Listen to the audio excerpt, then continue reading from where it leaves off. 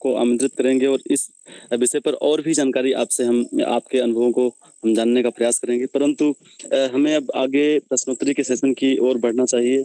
Webinar की अपनी समय सीमा भी है, तो कुछ हमारे पास प्रश्न हैं और जो भी पदाधिकारी हमारे साथ जुड़े हुए हैं, अगर आप में से किसी पदाधिकारी के पास कोई प्रश्न है तो आप मैसेज के माध्यम से कृपया आप टाइप कर सकते हैं। हम अंत में आपके प्रश्नों को ले लेंगे, लेकिन तब तक के लिए हमारे पास पहले से ही कुछ प्रश्न हैं, हम उनको ले लेते हैं। सर, हमारे पास एक प्रश्न है कि कुछ आरटीआई कार्यकर्ताओं को गुजरात और मध्य प्रदेश में ब्लैक लिस्ट कर दिया गया है। क्या सूचना के अधिकार अधिनियम 2005 में ऐसा कोई प्रावधान होता है? अगर नहीं तो किस आधार पर यह ब्लैक लिस्ट किया गया? सर, क्या आपकी जानकारी? बिल्कुल, बहुत बढ़िया सवाल है आपका। ये एक्चुअली सरकार की सोची समझी चाल है। किस एक्ट में कहीं नहीं लिखा है कि कोई ब्लैक लिस्ट हो। मुझे आप बताइए कि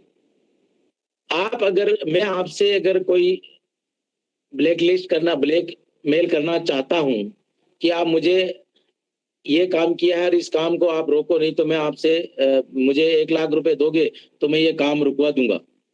जब आपने कुछ गलत किया ही नहीं है तो आप ब्लैकमेल होंगे कैसे?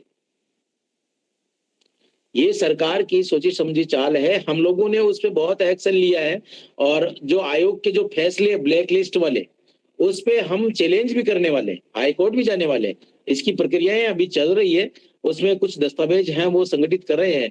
आज इस वेबिनार में हमारे एक छात्री सूरत से जुड़े हुए भी हैं, साथी है अपने सूरत से हैं, और क्रांति समय के नाम से सुरेश मौर्य जी, तो उन्होंने भी बिल्कुल सुरेश मौर्य जी इस बारे में वहां के गुजरात के जो डॉक्यूमेंट से कलेक्शन कर रहे हैं और इसके बारे में हम हाई कोर्ट में इसको चैलेंज भी करेंगे कि आप किस संविधान के किस एक्ट के तहत या किस आप धारा के तहत में इनको ब्लैक लिस्टेड किया गया है। तो ऐसा कोई प्रावधान नहीं है कि उनको ब्लैक लिस्ट या ब्लैकमेलर कहा जाए। कहने के लिए कहते हैं, उसका कारण है कि आपकी अगर कोई इनकम सोर्स साइड से जनरेट हो रही है और उस पे अगर मैं लगाम लगा दूं या उस पे मैं रोक लगा दूं तो स्वाभाविक है आप भी मुझे कहेंगे, क्योंकि हमें तो हर चीजों से प्रताड़ना सहन की है। हमने वो मुकदमे झेले हैं, हमने 376 भी झेला है, 354 भी झेला है, राजकार्य भी झेला है, हमने बहुत सारे ऐसे मुकदमे झेले हमने, क्योंकि और झेल करके आज एकदम बाइज्जत भरी है। कोई ये नहीं कह सकता कि यार ये, क्योंकि वो उसका कारण यही था कि हमने आरटीआई लगाई, आरटीआई से बहुत सारे ऐसे खुलासे किए, उन खुलासों के कारण ये हुआ। तो सबसे पहले मैं इस बारे में और एक जानकारी आप विशेष साथियों को बता देना चाहता हूं कि आरटीआई को जब सरकारें अपना रूप बदल रही है, क्या मेरे पास में अभी 2-4 मिनट है? जी सर, बिल्कुल है सर। सरकारें जो अपना मन बदल रही है और उस मन बदलने के अकॉर्डिंग भारत के आरटीआई कार्यकर्ताओं ने भी अपने मन बदल लिए,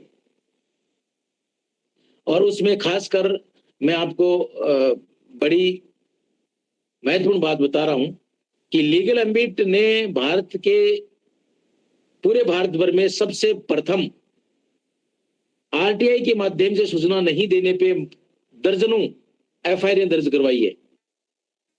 हमें आयोग तक जाना नहीं है, हम जाते ही नहीं आयोग तक। मेरा अब तक 18,000 में मात्र 2 बार आयोग में गया हूं। मैं आयोग में नहीं जाता, मैं प्रथम अपील फर्स्ट अपील अथॉरिटी एफएफए के अकॉर्डिंग नोटिस देता हूं। नोटिस देने के बाद में सीधा उन पे 166 एक के तहत में मुकदमे दर्ज शुरुआत करवा दिए। तो हमने राजस्थान में दर्जनों करवा दिए।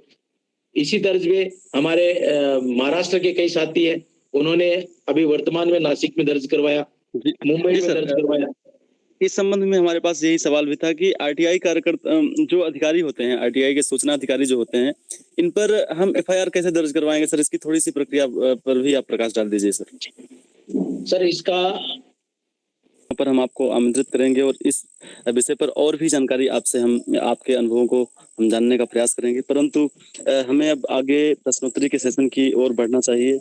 वेबिनार की अपनी समय सीमा भी है, तो कुछ हमारे पास प्रश्न हैं और जो भी पदाधिकारी हमारे साथ जुड़े हुए हैं, अगर आप में से किसी पदाधिकारी के पास